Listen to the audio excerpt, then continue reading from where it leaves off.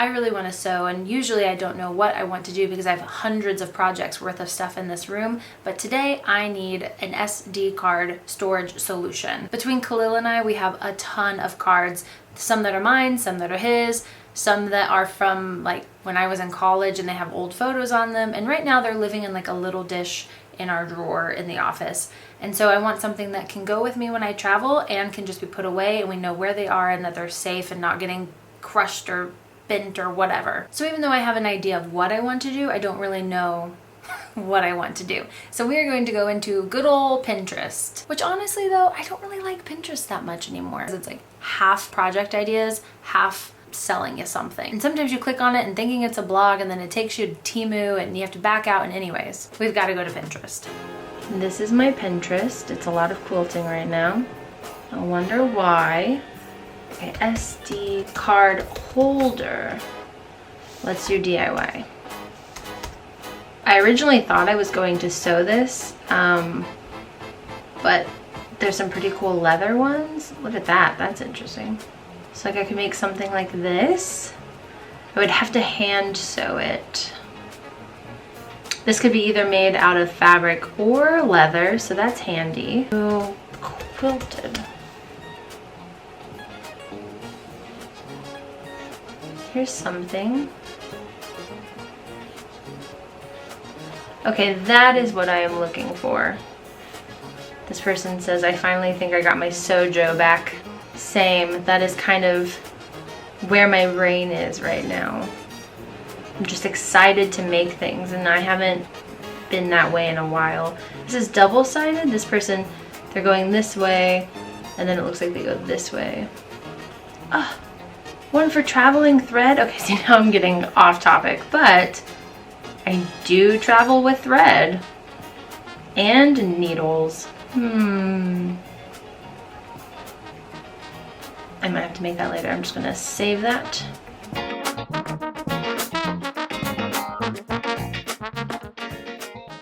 First things first, I need to bind the top edge of the pocket so that the ends will be encased in the side binding and we won't see the threads and everything.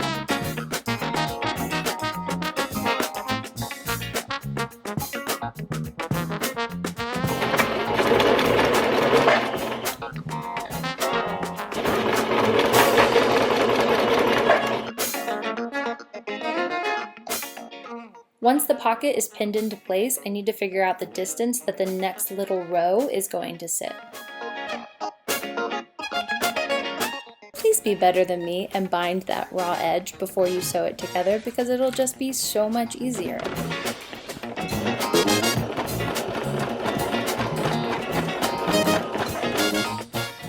Also when binding, you do one side at a time, flip it over, and then sew down the back. I thought we would see what happens when you don't do that. I won't be doing it again.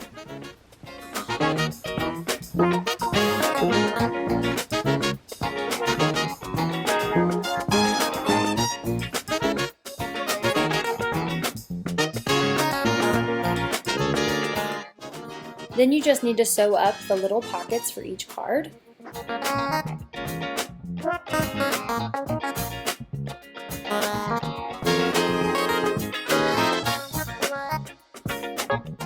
Of course I'd have to wind a bobbin in the middle of this. Y'all, I do not prepare for sewing, and maybe that's why I'm not that great at it, and maybe that's why I get angry when I sew.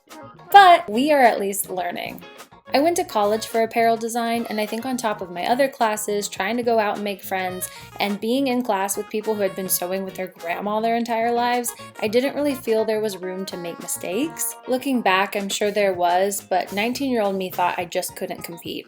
And I'm sure that's why I'm finding sewing a bit more enjoyable now. Because even though I wasn't competing with people then, I'm definitely not competing with anybody now.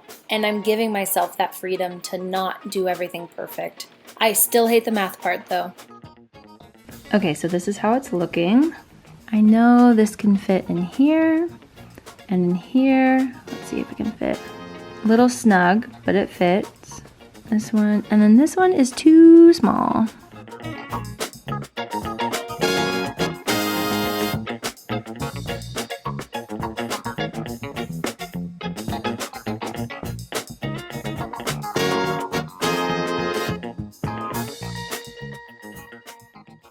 Now you just have to finish off your binding, add a snap or two, and we're done.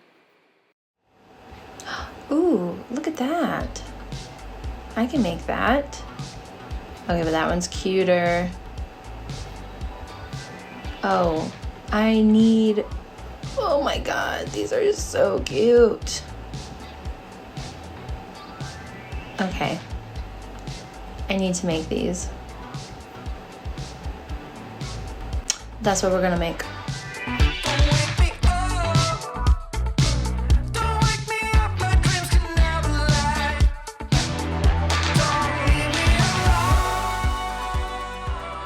This is actually the same bag that I made my little tool pouch right there out of. If you'd like to see how I made that, you can go back and watch last week's video. Shameless plug!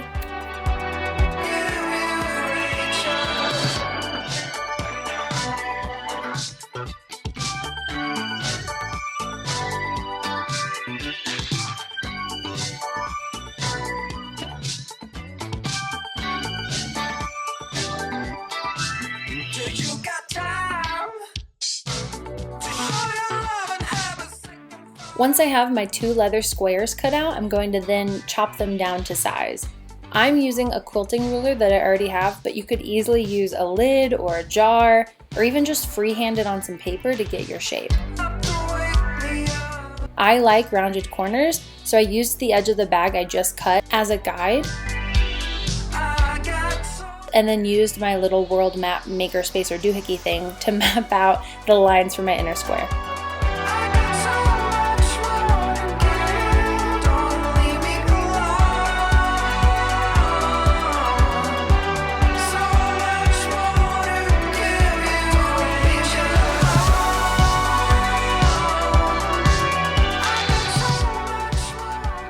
When I had this idea in my head, I imagined the space being bigger so you could see more of the patchwork, but this is where we are and I'm okay with it. Next is padding. I don't know if you need anything specific for pin cushions, but I have this quilted fabric I made to try and stuff my dress form, and it was never used.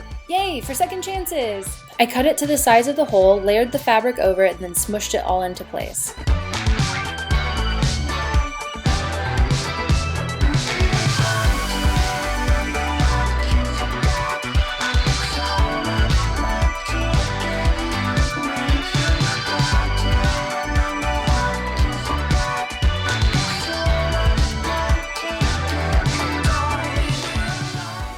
Now we just get to fight with my needles. The tricky thing about sewing leather by hand is that both needles have to pass through simultaneously so that you don't accidentally catch one on the other or snag the thread.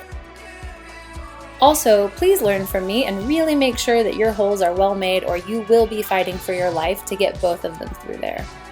I also use pliers to pull my needles through the holes, and that's because when you start sewing, you have to run your thread through wax, and it kind of gets on your fingers and starts ruining your grip, and I've just found that this helps me a bit more.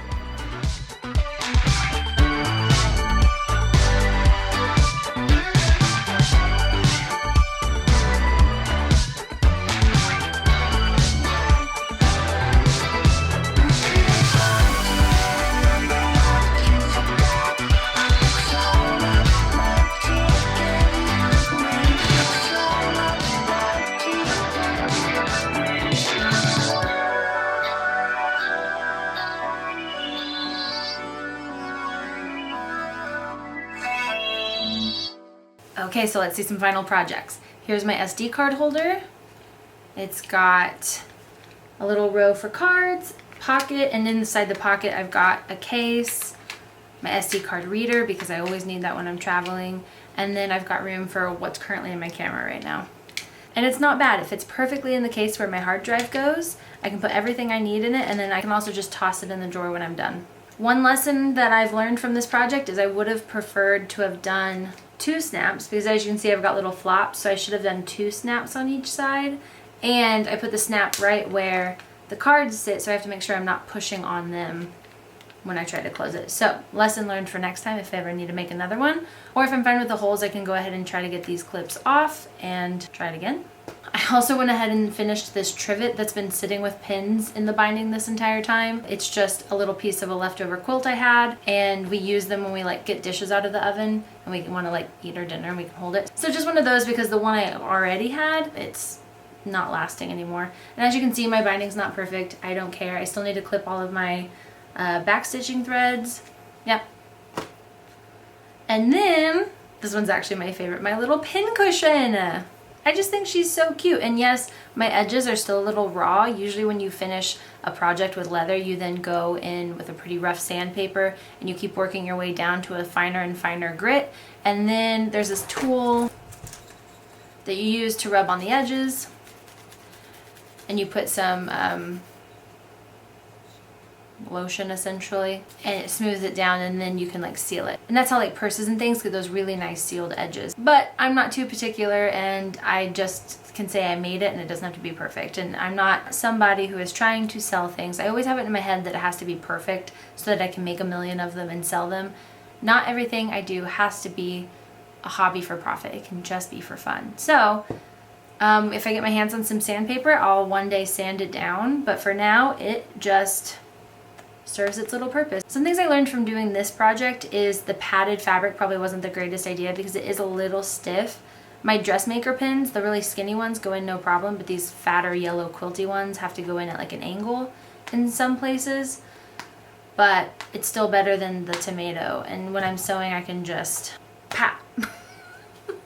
So my issue when I'm sewing is that I just take the pins out and put them in a pile. I don't actually take the time to put them in anything. So I actually think something that would be beneficial to me is just like a little leather catch-all, or a leather catch-all with a magnet base somehow, so that when I put the pins in, they get stuck and they won't fall out. I can't tip it over, and they'll be easy to kind of grab out to put back into the pin cushion when I'm officially done. Because I take them out, put them in my mouth, put them in the thing, I'm moving to the iron, I'm putting them in my mouth, I'm taking them out. So it might not be the perfect pin cushion for me, but I think it's adorable. I like it. It looks cute sitting on my desk. It's flat. I won't accidentally hit it and it'll roll off the table. That's my biggest issue with the little... It is a tomato, right? Thanks for watching, and join me next week as I really start diving into this room, because we are getting there, you guys.